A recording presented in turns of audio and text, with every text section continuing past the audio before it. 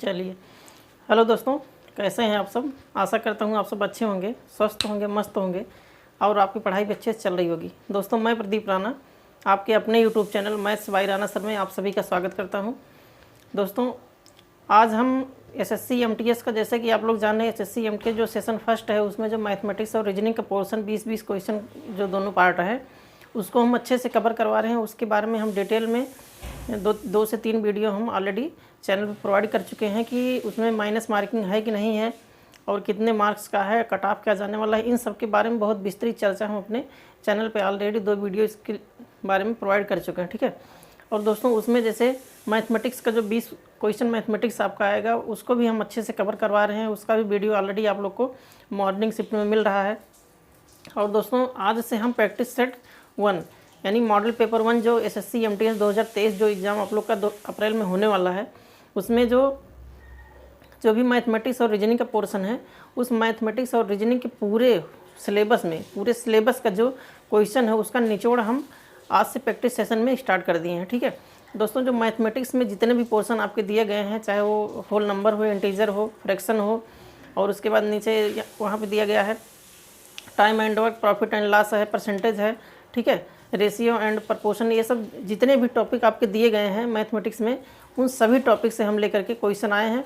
और यहाँ पे जैसे आप लोग ऊपर देख रहे हैं कि यहाँ प्रैक्टिस सेशन 1 आज से हमारा प्रैक्टिस सेशन इसमें फर्स्ट स्टार्ट हो रहा है। ठीक है।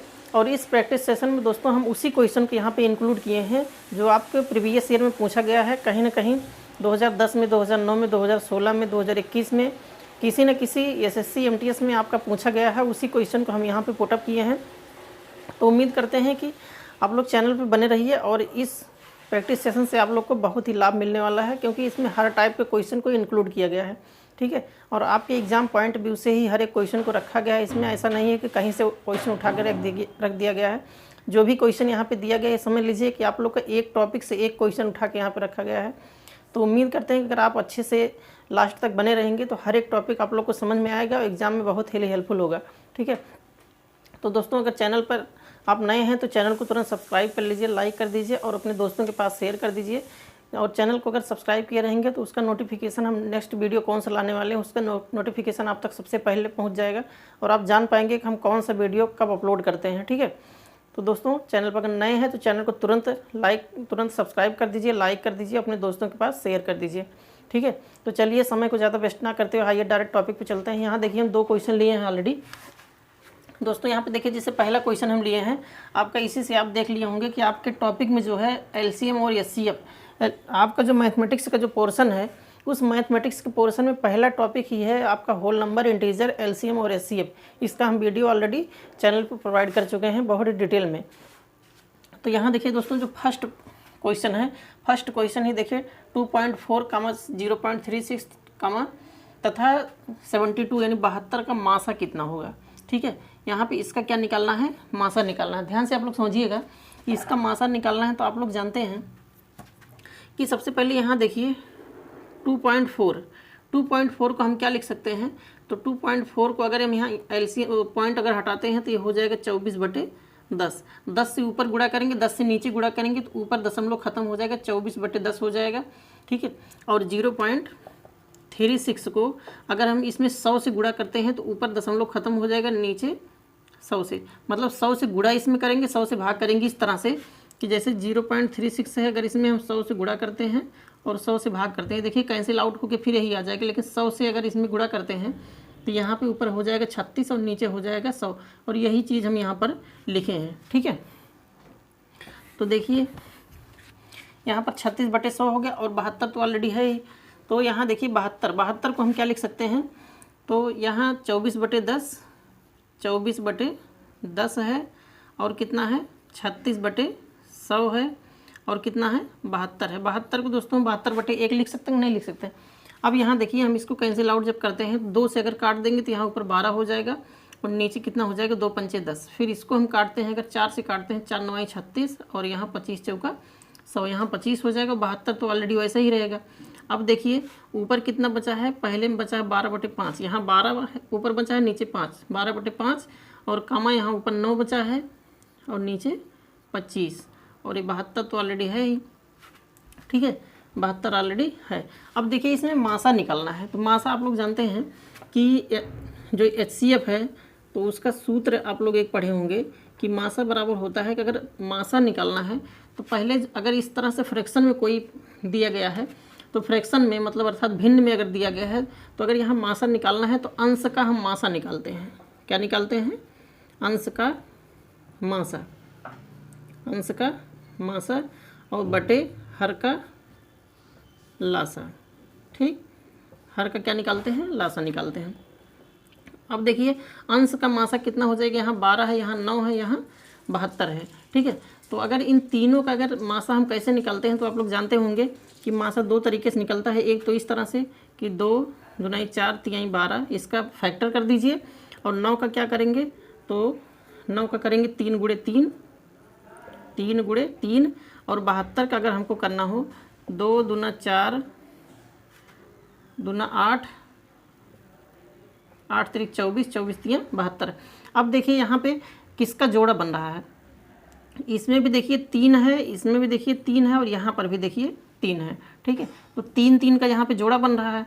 फिर अब किसका जोड़ा बन रहा है, तो यहाँ देखिए 2 है, लेकिन इसमें 2 नहीं है, इसमें 2 है। ठीक है, तो यहाँ दोस्तों अगर इसका हम HCF अगर देखें तो 12, 9 और 72 इन सब का HCF देखें तो कहीं ना कहीं तीनों में जो है हमारा कॉमन जो मिल रहा है वो 3 ही मिल रहा है। देखिए आप ध्यान से कि इसमें भी 3 मिल रहा है, इसमें भी 3 मिल रहा है, इसमें भी 3 मिल रहा है। बाकी कोई भी ऐसी संख्या नहीं है कि क्योंकि इसमें 2 है, इसमें 2 है, लेकिन इसमें 2 नहीं है, इसमें 3 है, लेकिन इन दोनों में केवल इसमें 3 है, इसमें 3 नहीं है।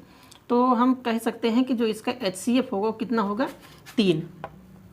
और इसको एक तरह से और कर सकते हैं कि सबसे जो मिनिमम वैल्यू होती है 9 से सबसे पहले 12 में भाग दीजिए तो कितना हो जाएगा, 9 एकन्ने 9 और 9 3 12, 3 से 9 में भाग दीजिए, 3 त्रिका 9, ये पूरा कैंसिल आउट हो जाएगा। अब इसी 3 से जब 72 में हम भाग देंगे, देखिए 72 में जब 3 से भाग देंगे, 3 दूना 6। ठीक है, 3 दूना 6, यहाँ 1 बचेगा, 12 3 चौक 12। तो हम कह सकते हैं कि ये 3 एक ऐसी संख्या है कि जो 12 और 9 और 72 इन सभी को पूरी तरह से डिवाइड कर रही है। तो इसका जो HCF हो जाएगा वो HCF कितना हो जाएगा, इसका 3, और हर का लासा पूछा है तो इन दोनों का LCM अगर हम देखेंगे तो LCM इसका क्या हो जाएगा, 25। ठीक है, अब इसको काट दीजिए तो कितना हो जाएगा, 0 और 25 में एक बार ले जाएंगे तो 25 सेकंड में 25, क्योंकि यहाँ दशमलव लगा देंगे 30 हो जाएगा, तो 25 सेकंड में 25 बचेगा 5। ठीक है, फिर 25 दूना 50। ठीक है, तो जो आंसर आ जाएगा 0.12, इसमें देखिए कहीं पर है तो 0.12 ऑप्शन नंबर सी। दोस्तों इसको हम इतना आपको समझने के लिए लगाए हैं, लेकिन जब आप लगाएंगे तो आप डायरेक्ट यहीं से कर देंगे कि 24/10, 36/100 और 72/1। डायरेक्ट यहाँ पे आप HCF रखेंगे, ऊपर 3 हो जाएगा, नीचे 25 और उसको काट देंगे तो 0.12 आ जाएगी। तो हम आप लोग को समझने के लिए केवल बताए हैं। ठीक है, तो चलिए नेक्स्ट क्वेश्चन देखते हैं। यहाँ पे दूसरा क्वेश्चन है, दो संख्याओं का मासा, यहाँ पे मासा और लासा, दो संख्याओं का मासा तथा लासा क्रमशः 8 दिया है और 48 दिया है। यदि इनमें से एक संख्या कितना है, 24 है, तो दूसरी संख्या बताना है। तो इसका फार्मूला आप पढ़े होंगे कि लासा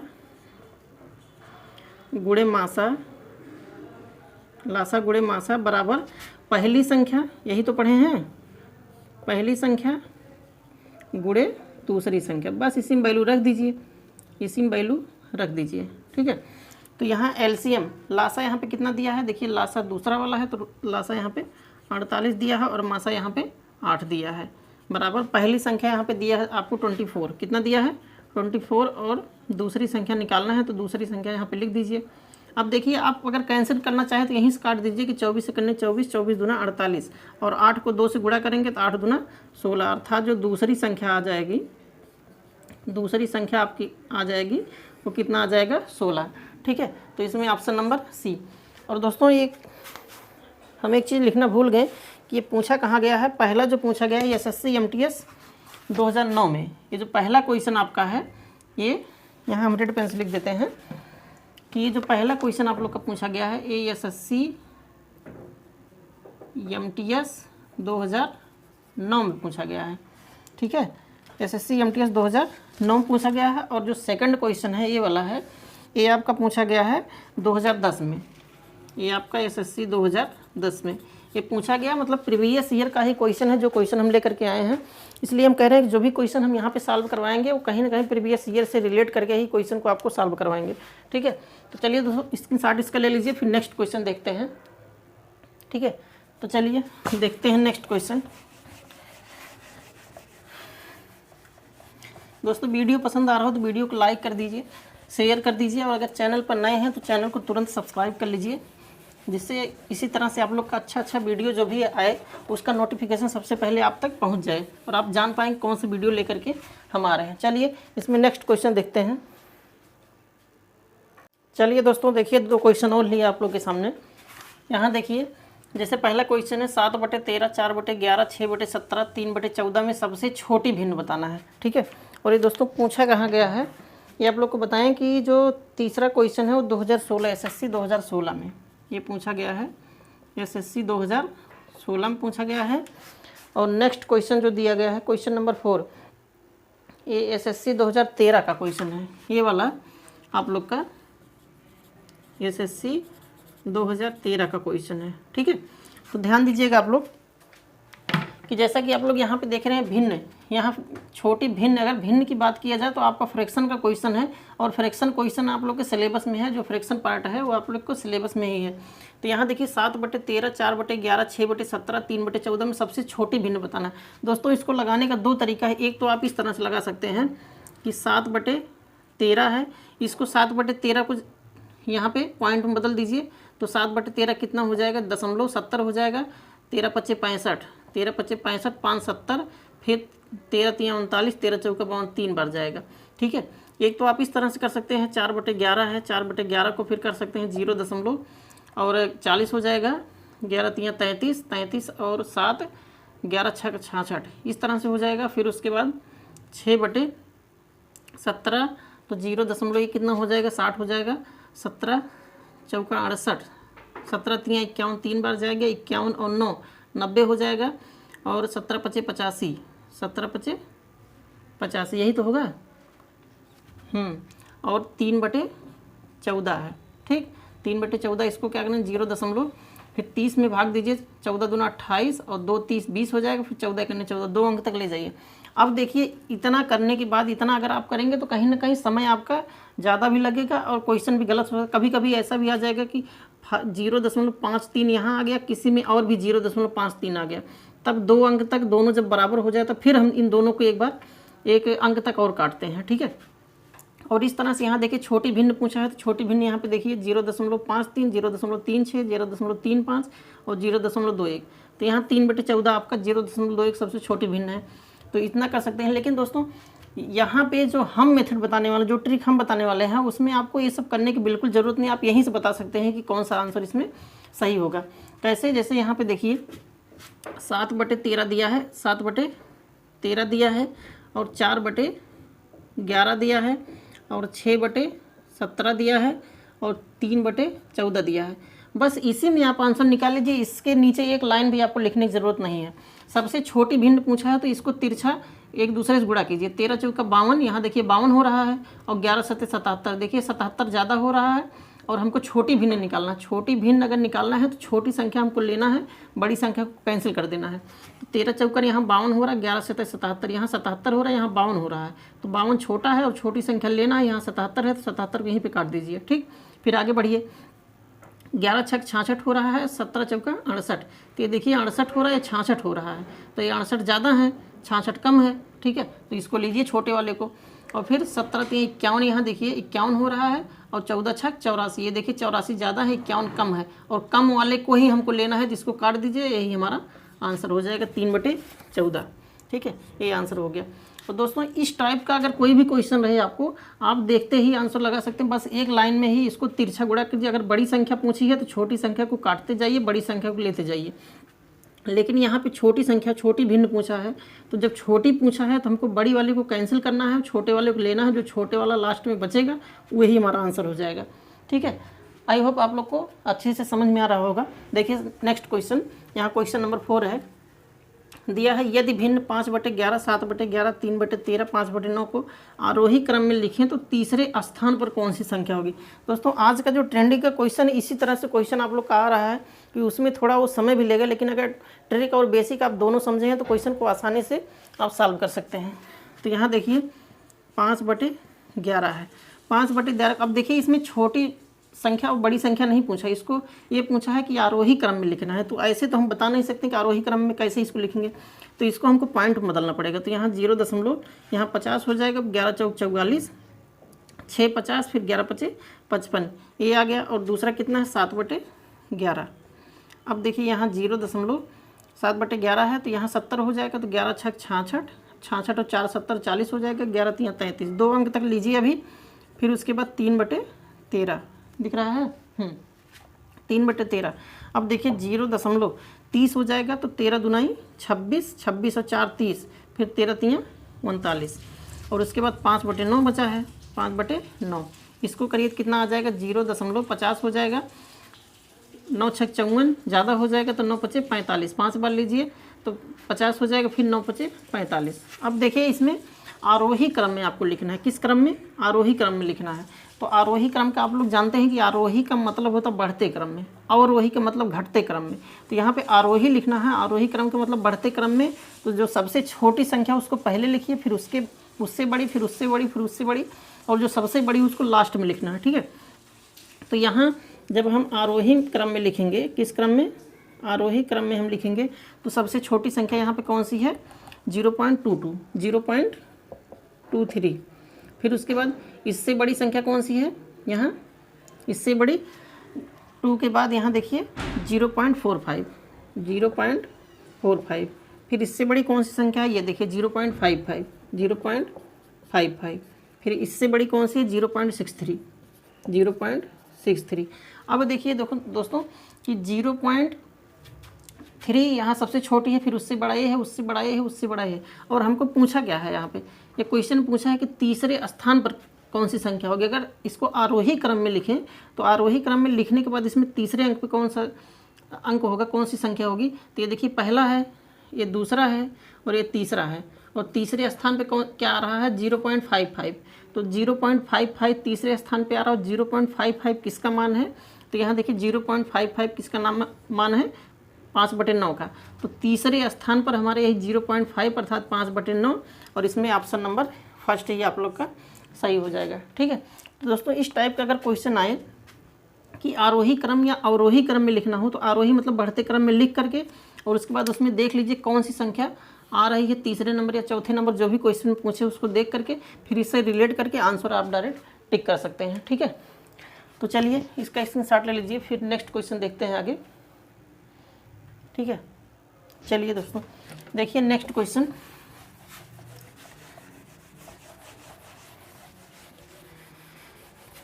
दोस्तों वीडियो के अंत तक बने रहिए। हम उम्मीद करते हैं कि जितना भी क्वेश्चन हम लेकर के आए हैं, आप लोग के मैथमेटिक्स का जो पोर्शन उसमें हर एक टॉपिक से हम क्वेश्चन उठाए हैं, और क्वेश्चन उठाने के साथ साथ प्रीवियस ईयर का हर एक क्वेश्चन उठाए हैं। क्योंकि आप लोग का अगर ये वीडियो बना रहे हैं तो इसमें काफ़ी मेहनत के बाद फिर हम आप लोग का वीडियो आप लोग के लिए लेकर के आए हैं, जिससे आपको एग्ज़ाम में बहुत ही हेल्पफुल हो सके। तो आप लोग वीडियो के अंत तक बने रहिएगा, वीडियो की स्किप बिल्कुल मत कीजिएगा, ठीक है। चलिए नेक्स्ट क्वेश्चन देखते हैं यहाँ पे। चलिए देखिए दोस्तों ये 2 क्वेश्चन हम और लिए हैं।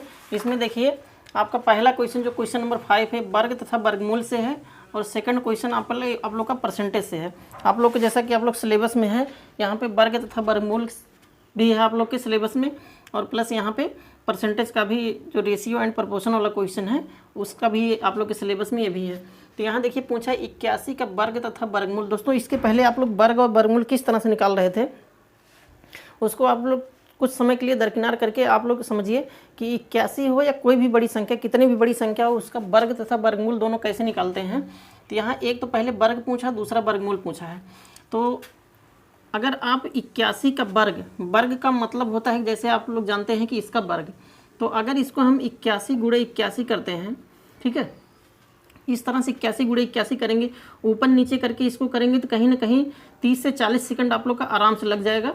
और हमको टाइम बचाना है, क्योंकि हमारे पास इतना समय रहता नहीं, और भी क्वेश्चन करना रहता है तो कम से कम समय मैक्सिमम क्वेश्चन हम कैसे करें। तो दोस्तों अगर इस तरह से करेंगे, आप ऊपर नीचे करके करेंगे, 30 से 40 सेकंड आप लोग का आराम से चला जाएगा। लेकिन हम जो ट्रिक यहाँ पे बताने वाले हैं उसको आप लोग समझिएगा कि कोई भी संख्या अगर हो उसका हम वर्ग तथा वर्गमूल अगर हमको निकालना हो तो यहाँ देखिए 81 का जैसे हमको वर्ग निकालना है तो पहले एक यहाँ पे लिखा है, इस एक का वर्ग कर दीजिए। जो यहाँ पे दहाई का अंक दिया गया है उसका एक का वर्ग करेंगे, एक हो जाएगा। लेकिन अगर एक लिखेंगे तो हम 0 के साथ एक लिखेंगे। 1 डिजिट का कोई भी अंक अगर यहाँ पे इसका वर्ग आ रहा है तो उसको हम 0 के साथ लिखेंगे। फिर यहाँ पे 8 का वर्ग यहाँ लिख दीजिए, 8 अठाई 64 हो जाएगा। फिर 8 एकन्ने 8 दुनाई 16 यहाँ लिख दीजिए। और जैसा कि आप लोग जानते हैं कि जब भी हम गुणा करते हैं तो एक अंक छोड़ करके ही हम वैल्यू को लिखते हैं। तो सेम उसी तरह से देखिए, एक का वर्ग यहाँ पे एक लिख दिए 0 के साथ, प्लस 8 अठाई 64, 8 का वर्ग लिख दिए। फिर 8 और 1 का गुणा कर दीजिए, उसके बाद इसका 2 गुना कर दीजिए, 8 एकन्ने 8 दुना 16। बस इसी कर दीजिए 1 6 4 1 5 और 65। ठीक है, ये 65 61 81 का वर्ग आ गया। और इसी को अगर आप ऊपर नीचे करके करते हैं तो शायद गलत भी हो सकता था, गलत होने के साथ साथ आपका टाइम भी ज़्यादा ले सकता था। लेकिन इस तरह से अगर आप करेंगे तो डायरेक्ट एक एकन्ने 1 8 अठाई 64, 8 एकन्ने 8 दुनाई 16 जोड़ करके डायरेक्ट आप आंसर देख सकते हैं। अब देखिए यहाँ पर 65 61 तो हमको मिल गया, लेकिन हम यहाँ पे हमको भी टिक नहीं लगाना है। 65 61 मिल गया, लेकिन यहाँ पे टिक नहीं करना है। इसलिए नहीं करना है क्योंकि अभी हमको एक और देखना, आगे इसका वर्गमूल देखना है। तो आप लोग जैसा जानते हैं कि यहाँ 81 के वर्गमूल को इस तरह से निकालते हैं कि 9 गुणे 9, अगर 81 को हम 9 गुणे 9 कर दें और वर्गमूल वही अंक होता, वही संख्या होती है कि जिसका हम जोड़ा बना सकें। जोड़ा बनाने के बाद जिसका जोड़ा बन रहा है, ठीक है, जैसे 9 के यहाँ पे जोड़ा बन रहा है तो 81 को 9 गुणे 9 लिख दिया, जिसका जोड़ा बन रहा है उसी को बाहर कर दीजिए, वही हमारा क्या होता है, उस संख्या का वर्गमूल होता है। ठीक है, तो आई होप आप लोग अच्छे से समझे होंगे। तो यहाँ देखिए 65 61 और 9, तो 65 61 इसका वर्ग हो गया। वर्ग का मतलब होता है किसी भी संख्या के ऊपर घात 2 लगा देते हैं तो उसको हम वर्ग कहते हैं। और घन क्या होता है, घन किसी भी संख्या के ऊपर हम घात 3 लगा दें तो वही हमारा घन होता है। ठीक है, तो दोस्तों वर्ग और वर्गमूल अगर आप लोग को नहीं क्लियर है तो इसका वीडियो ऑलरेडी हमारे चैनल पे बहुत ईजी वे में पढ़ाया गया है और उसको चैनल पे प्रोवाइड किया गया है। तो आप लोग चैनल पे जा करके वर्ग तथा वर्गमूल के नाम से एक टॉपिक उससे पढ़ा हुआ है और बहुत ही बेहतरीन तरीके से बेसिक और कॉन्सेप्ट दोनों आप लोग को अच्छे से समझाया गया है। तो चैनल पे जा करके उस वीडियो को आप लोग जरूर देख लीजिए। वर्ग तथा वर्गमूल, घन तथा घनमूल के बारे में बहुत ही अच्छे से बताया गया है। ठीक है, तो चलिए इसमें देखिए 65 61 और 9, तो 65 61 और 9 ऑप्शन नंबर बी में है। ठीक है, और ये आपका पूछा कहाँ गया है, SSC 2011 का ये क्वेश्चन है, प्रीवियस ईयर का क्वेश्चन है। ठीक है, फिर यहाँ देखिए क्वेश्चन नंबर 6। क्वेश्चन नंबर 6 क्या कहता है, यदि A का 75%, B का 9/8 हो तो A अनुपात B आपको निकालना है। अब देखिए यहाँ A का 75%, A का 75%, तो जैसा कि आप लोग जानते हैं का मतलब क्या होता है, गुणा, तो हो जाएगा A गुणे और 75% है, 75 क्या है, प्रतिशत है। फिर यहाँ 9 और का मतलब आप लोग जानते हैं गुणा 9/8। ठीक, इतना क्लियर हुआ। अब A गुणे 75%, प्रतिशत का मतलब होता है, परसेंट का मतलब 1/100 होता है, तो इसको हम लिख सकते हैं 75/100 और बराबर यहाँ 9B गुणे 9/8। ठीक, अब यहाँ पे देखिए कुछ कैंसिल हो रहा है, तो आप लोग जानते हैं कि अगर बराबर है, बराबर के दोनों तरफ अगर अंश को अंश से हम कैंसिल आउट कर सकते हैं और हर को हर से कैंसिल आउट कर सकते हैं। ठीक है, लेकिन यहाँ पे अगर हम 25 से इसको काटना चाहें तो 25 3 75, 25 चौका 100। यहाँ देखिए आ गया, तो ऊपर हो जाएगा 3 और A मिल करके यहाँ 3A हो जाएगा। ठीक है, दिख रहा है 3A हो जाएगा, नीचे 4 है और इक्वल टू यहाँ 9 और B मिल करके 9B हो जाएगा बटे 8। ठीक है, दिख रहा है इतना। 3 से काट दीजिए, 3 त्रिक का 9, यहाँ 4 एकन्ने 4, 4 दूना 8। अब यहाँ देखिए ऊपर A बचा हुआ है, नीचे 1 बचा है, तो यहाँ देखिए A/1 हो जाएगा और इधर 3 बचा है, यहाँ B बचा है, तो हो जाएगा 3B अपान नीचे 2 बचा है। ठीक है, यहाँ देखिए कैंसिल आउट करने के बाद 2 बचा है। अब इसका तिरछा गुणा करा दीजिए इस तरह से, 2 को A से गुणा कराएंगे तो हो जाएगा 2A = 3B। ठीक, अब यहाँ देखिए इसके बीच में गुणा का निशान है, आप लोग भी जानते हैं इसके बीच में गुणा का निशान है, तो B को यहाँ पे लाइए तो हो जाएगा A/B और 3 को उधर ले जाइए, गुणा में है तो उधर हो जाएगा भाग में। ठीक, और A/B बराबर 3/2, और इसको हम ऐसे भी लिख सकते हैं कि A अनुपात B बराबर 3:2।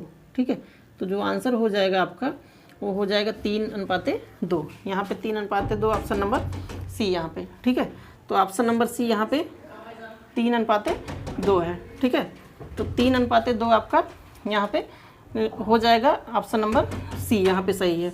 ठीक है, इतना समझ में आया। तो देखिए दोस्तों, अब आई होप आप लोग को अच्छे से समझ में आया होगा। तो इसमें हम कुछ क्वेश्चन और लेते हैं। ये क्वेश्चन नंबर 6 आप लोग का कंप्लीट हो गया, और इसमें 3 से 4 क्वेश्चन और है जो कि आप लोग के मैथमेटिक्स का जो पोर्शन है उसमें जो भी टॉपिक नीचे बचा हुआ है उससे भी रिलेट करके हम 3-4 क्वेश्चन यहाँ पे लिए हैं। तो आप लोग इसका स्क्रीनशॉट ले लीजिए, फिर नेक्स्ट क्वेश्चन देखते हैं आगे। ठीक है, चलिए देखते हैं नेक्स्ट क्वेश्चन। दोस्तों, अगर वीडियो आप लोग को पसंद आ रहा है तो वीडियो को लाइक कर दीजिए, शेयर कर दीजिए, और अगर चैनल पर नए हैं तो चैनल को तुरंत सब्सक्राइब कर लीजिए, जिससे आने वाले वीडियो का हर एक वीडियो का नोटिफिकेशन आप तक सबसे पहले पहुंच सके और आप जान पाएँ कि कौन सा वीडियो किस समय आ रहा है। ठीक है, चलिए देखते हैं नेक्स्ट क्वेश्चन, देखते हैं इसमें। चलिए दोस्तों, देखिए 2 क्वेश्चन और लिया गया है आप लोग के सामने। यहाँ पे देखिए नेक्स्ट क्वेश्चन है, ए की आय बी की आय से 25% कम है। इस तरह से परसेंटेज का अगर क्वेश्चन आप लोग को मिल जाए कि कितना प्रतिशत कम है, कितना प्रतिशत अधिक है, ये आप लोग का रेशियो एंड प्रपोर्शन का जो आप लोग का टॉपिक है उसमें उसी से रिलेटेड एक क्वेश्चन है। तो यहाँ पे ए की आय बी की आय से 25% कम है, तो बी की आय ए की आय से कितना प्रतिशत कम है। ठीक है, इसको आप लोग दोस्तों लगाने से पहले ही आप डायरेक्ट बता सकते हैं कि इसका आंसर कितना आएगा। तो इसका जैसे आप लोग एक पढ़े होंगे कि प्रतिशत कमी या अधिकता का, यहाँ पे नीले से हम लिख देते हैं कि प्रतिशत कमी या अधिकता का एक फार्मूला आप लोग पढ़े होंगे कि 100 गुणे x अपान 100 प्लस माइनस x। अब इस प्लस माइनस x का क्या मतलब है, तो अगर यहाँ पर कम की बात किया जाए, ठीक है, अगर यहाँ पे कम की बात किया गया है तो यहाँ से माइनस लेंगे, अगर यहाँ अधिक की बात किया जाए तो यहाँ से प्लस लेंगे। ठीक है, तो यहाँ पे हम कितना रखेंगे 100 गुणे, और x की वैल्यू ये जो 25 यहाँ पे दिया गया है, 25 यहाँ आपको x की वैल्यू दी गई है, तो x की जगह हम कितना रखेंगे 25 और बटे यहाँ 100 और माइनस कितना हो जाएगा 25। अब एक हल कर लीजिए, इसको कितना आएगा, ऊपर 100 गुणे 25 और बटे नीचे हो जाएगा 100 में से 25 घटाएंगे 75 आ जाएगा।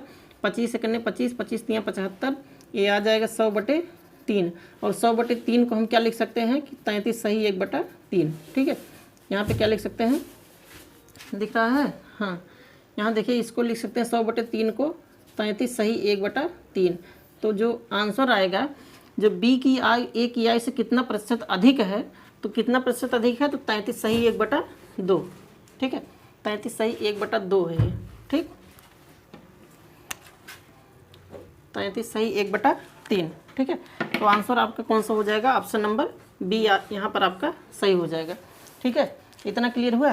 देखिए नेक्स्ट क्वेश्चन यहाँ पे देखते हैं कि लिखा है, एक दुकानदार एक वस्तु को 1720 रुपये में खरीद कर, दोस्तों कहीं पर भी अगर खरीदने की बात किया जाए तो आप तुरंत आपके दिमाग में आना चाहिए वहाँ पे सीपी दिया है, जो आपका क्रय मूल्य होता है वो आपका दिया गया है। तो यहाँ आपका सीपी कितना दिया गया है 1720। सीपी का मतलब यहाँ पे कास्ट प्राइस अर्थात क्रय मूल्य यहाँ पे दिया गया है। फिर यहाँ 1960 रुपये में बेचने की बात किया गया है। जब बेचने की बात किया गया है तो इसका मतलब उसका विक्रय मूल्य दिया गया है, मतलब इतने कीमत पर उस वस्तु को बेचा गया है। ठीक है, इतने कीमत पर उस वस्तु को बेचा गया, अर्थात यहाँ पे आपका एसपी दिया है। एसपी का मतलब सेलिंग प्राइस होता है, वो दिया गया है आपका 1960 में। अब देखिए आप एक कॉमन सेंस लगा लीजिए कि 1700 रुपये में खरीदा गया है, 1720 में खरीदा गया है, 1960 में बेचा गया, यानी कम में खरीद कर ज़्यादा में बेच रहे हैं, तो जाहिर सी बात है कि हमारा लाभ होगा।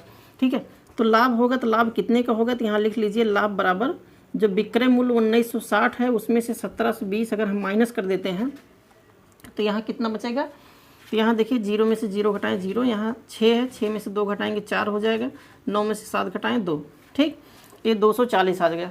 तो 240 रुपये का यहाँ पे आपका लाभ हो रहा है, लेकिन हमको लाभ नहीं निकालना है, हमको यहाँ पे पूछा है कि लाभ प्रतिशत या हानि प्रतिशत बताइए कितना होगा।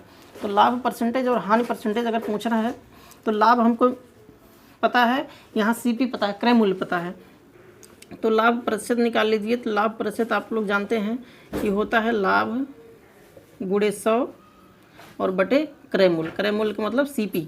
ठीक है। यहाँ नीचे दोस्तों हमेशा आप लोग एक चीज़ ध्यान दीजिएगा कि इसको हम अपने जो वीडियो प्रॉफिट एंड लॉस का बताए हैं उसमें क्रय मूल्य और विक्रय मूल्य, अंकित मूल्य, इन सब के बारे में डिटेल में चर्चा किए हैं। तो वहाँ पे ये चीज़ बताए हैं कि क्रय मूल्य को और अंकित मूल्य को हमेशा नीचे रखा जाता है। जो डिनोमिनेटर में जो भी रखा जाता है वो हमेशा क्रय मूल्य और अंकित मूल्य को हमेशा डिनोमिनेटर में रखा जाता है, यानी हर में रखा जाता है। ठीक है। तो यहाँ पे देखिए लाभ कितना है 240 का, कितना 240 गुणे 100 और बटे CP यहाँ पे कितना आपका दिया गया है 1720। ठीक है, कितना दिया गया है 1720। अब काट दीजिए, देखिए 4 से कटेगा, 0 से 0 पहले कैंसिल कर दीजिए, फिर यहाँ देखिए 4 चौक 16 और 1 17, 4 3 12 और इसको काटेंगे 4 छक 24। 6 को 100 से गुणा कर दीजिए तो यहाँ हो जाएगा 600 और बटे 43। तो 600 बटे 43 और इस 600 बटे 43 को जो हम यहाँ पे कैंसिल करेंगे तो 600 बटे 43 को कैंसिल आउट करने के बाद यहाँ आ जाएगा 13.9। इसको जब यहाँ पे कैंसिल करेंगे तो ये आ जाएगा 13.9। ठीक है, 9%, यानी जो लाभ होगा हमारा, लाभ परसेंटेज यहाँ कितना निकलेगा 13.9। और इसमें ऑप्शन नंबर C यहाँ पे हमारा दिया गया है 13.9। तो दोस्तों इस टाइप का अगर कहीं भी क्वेश्चन आ जाए तो आप लोग एक चीज़ ध्यान दीजिए कि अगर CP हमारा कम दिया है और SP ज़्यादा दिया है तो जाहिर सी बात अगर कम में खरीद के ज़्यादा में बेच रहे हैं तो हमको लाभ होगा।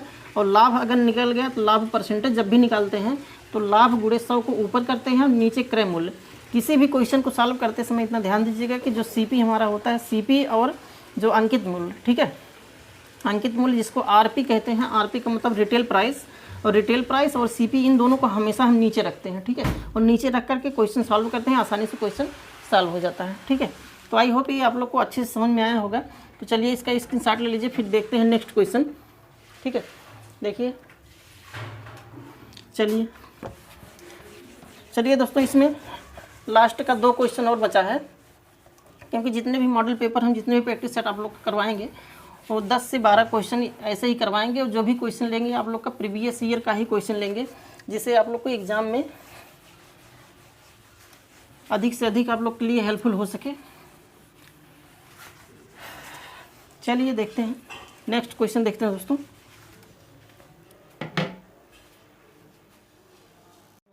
चलिए देखिए दोस्तों, ये लास्ट का 2 क्वेश्चन हम बोल लिए हैं आप लोग के सामने। यहाँ देखिए लिखा हुआ है, क्वेश्चन नंबर 9 दिया गया है, यदि A अनुपात B, कितना दिया गया है, यदि A अनुपात B दिया है, कितना दिया है 3:2। ठीक है, ध्यान से समझिएगा, इसमें इसको भी आप आसानी से देख करके मुश्किल से 10 सेकंड के अंदर में लगा सकते हैं। तो A अनुपात B यहाँ पे दिया गया 3:2 दिया गया है, और B अनुपात C यहाँ पे दिया गया है, क्योंकि B के नीचे B लिखेंगे और C तो ऑलरेडी आगे रहेगा। और यहाँ देखिए ये जो 3 है वो A की वैल्यू है, B जो है 2 की वैल्यू है, 2 की वैल्यू यहाँ पे B है। तो यहाँ देखिए B अनुपात C अगर लिखा है तो हम इस B वाले के नीचे हम इस B वाले को लिखेंगे तो यहाँ पे हो जाएगा 3:4। ठीक है, समझ में आया था ना। A अनुपात B है तो 3:2 लिखे हैं, और यहाँ देखिए B की वैल्यू 2 है और यहाँ B की वैल्यू 3 है, तो इसी के नीचे हम लिखेंगे। अब देखिए ये जो 2 है, 2 को यहाँ पे लिख दीजिए, फिर यहाँ जो 3 है 3 को यहाँ पहले कर दीजिए, और यहाँ B है और B के आगे C होता है और यहाँ A। अब देखिए बन गया A अनुपात B अनुपात C, तो A अनुपात B अनुपात C, और ये हो जाएगा, गुणा कर दीजिए इन सबका, इसको इसमें गुणा कर दीजिए, इसको इसमें गुणा कर दीजिए, इसको इसमें, तो हो जाएगा 3 त्रिका 9 और 2 तियाँ 6 और 2 चौक 8। ठीक है, तो जो आंसर हो जाएगा 9:6:8, ऑप्शन नंबर C। ठीक है दोस्तों, इसी टाइप का क्वेश्चन आप लोग का आता है, छोटा छोटा क्वेश्चन आता है, आप लोग कॉन्सेप्ट को अच्छे से नहीं समझे रहते हैं और क्वेश्चन गलत करके चले आते हैं। तो इस तरह से आप लोग कॉन्सेप्ट, मतलब इसका बेसिक भी समझिए, कॉन्सेप्ट भी समझिए, इसका ट्रिक भी समझिए किस तरह से लगेगा, क्योंकि अगर इसको आप बेसिक तरीके से लगाते हैं तो ये बहुत ही लेंदी हो जाएगा, मुश्किल 1 से 1.5 मिनट आपका आराम से ले लेगा कि A अनुपात B दिया है, B अनुपात C दिया है, दोनों को गुणा करके फिर उसके बाद मल्टीप्लिकेशन करके आप निकालते हैं, तब जा करके A अनुपात B अनुपात C निकलता है। लेकिन इस तरह से अगर जो भी वैल्यू दी गई उसके नीचे वो वैल्यू लिख करके और यहाँ आसानी से दोनों को गुणा करके हम आंसर निकाल सकते हैं। ठीक है, अब देखिए क्वेश्चन नंबर 10। क्वेश्चन नंबर 10 क्या कह रहा है, A किसी कार्य को 6 दिन में, A कितने दिन में, A यहाँ पे 6 दिन में कर रहा है, और B उसी कार्य को 4 दिन में कर रहा है, C उसी काम को 12 दिन में कर रहा है। दोस्तों इसको लगाने का 2 से 3 मेथड है, इस टॉपिक को लगाने, इस क्वेश्चन को लगाने का 2 से 3 मेथड है आप लोग का। लेकिन जो मेथड हम बता रहे हैं इसको मुश्किल से 2 से 3 लाइन के अंदर में, मुश्किल से 2 लाइन के अंदर में आप आंसर निकाल सकते हैं। ठीक है, जैसे यहाँ पे ए किसी कार्य को 6 दिन में करता है, तो तुरंत यहाँ पे लिखिए कि ए किसी काम को कितने दिन में करता है, 6 दिन में। और बी उसी काम को कितने दिन में करता है, यहाँ पे 4 दिन में। और सी उसी काम को कितने दिन में करता है, यहाँ पे देखिए 12 दिन में। ठीक है, अब 6, 4 और 12 इन सब का एलसीएम कितना हो जाएगा, तो इन सब का अगर एलसीएम देखेंगे तो यहाँ पे हो जाएगा 12। 12 एक ऐसी संख्या जो 6 से भी कट रहा है, 4 से भी कट रहा है और 12 से भी कट रहा है। 12 एलसीएम हो जाएगा। अब इसमें एलसीएम में 6 से भाग दीजिए तो यहाँ कितना आ जाएगा, 6 दूना 12, और 4 से करेंगे तो 4 तियाँ 12, और 12 से करेंगे 12 करने 12, सबको जोड़ लीजिए, 3 2 5 1 6। ठीक है, यहाँ 6 आ गया। और पूछा क्या है कि तो तीनों मिलकर उस काम को कितने दिन में करते हैं। यहाँ देखिए ए जो है, ए का एक दिन का काम 2 है। ए जो है एक दिन में 2 काम करता है, तो 6 दिन में कितना काम करेगा, 12 दिन 12 काम। टोटल काम कितना है, टोटल 12 काम है। तो ए अगर करेगा तो ए यहाँ पे अगर 6 दिन काम करेगा तब जाके 12 काम करेगा, और उसका एक दिन का काम 2 है। लेकिन यहीं बी जो है एक दिन में 3 काम कर रहा है और उसका 4 दिन का काम तब जाके 12 हो रहा है। और सी यहाँ पे एक दिन का उसका काम 1 है। ठीक है, और वो टोटल 12 दिन काम कर रहा है, तो यहाँ पे कितना हो जाएगा, 12। और इन सबको जब जोड़ देते हैं, तीनों को जोड़ देते हैं, 2 3 5 1 6, मतलब इन तीनों का एक दिन का काम अगर 6 है तो तीनों मिलकर अगर इस 12 काम को करेंगे तो 12 में 6 से भाग दीजिए, इसको कैंसिल कर दीजिए, आ जाएगा 2 दिन। ठीक है, और यही 2 आपका आंसर हो जाएगा। तो इस टाइप का अगर लगाते हैं आप तो आसानी से क्वेश्चन सॉल्व हो जाएगा। उसका आंसर भी 101% सही होने का चांस रहता है, इसमें गलत होने का कोई चांस ही नहीं रहता। ठीक है, तो दोस्तों इस तरह से आप लोग का मॉडल पेपर फर्स्ट जो है इस तरह से अच्छे से कंप्लीट हुआ। और इसमें जो भी क्वेश्चन हम लिए थे, आप लोग का प्रीवियस ईयर का क्वेश्चन लिए थे, और उसके साथ साथ हर एक टॉपिक जो मैथमेटिक्स का आप लोग का पोर्शन है, उस मैथमेटिक्स के पोर्शन में हर एक टॉपिक को हम अच्छे से इसमें कवर करवाए हैं। और इसी तरह से आप लोग का डेली शाम को एक प्रैक्टिस सेशन आप लोग के बीच यहाँ पर हम लेकर के आएंगे और हर एक टॉपिक को उसमें अच्छे से कवर करवाएंगे। तो दोस्तों वीडियो को, अगर वीडियो आप लोग को पसंद आया हो तो वीडियो को लाइक कर दीजिए, शेयर कर दीजिए, और अगर आप लोग चैनल पर नए हैं तो चैनल को तुरंत सब्सक्राइब कर ले, जिससे आने वाला हर एक नोटिफिकेशन आप तक आसानी पहुंच सके और आप लोग जान पाएँ कि कौन सा वीडियो हम किस समय लेकर के आ रहे हैं। ठीक है, तो चलिए दोस्तों आज की वीडियो में इतना ही। मिलते हैं नेक्स्ट वीडियो में किसी नेक्स्ट कॉन्सेप्ट के साथ। तब तक के लिए जय हिंद।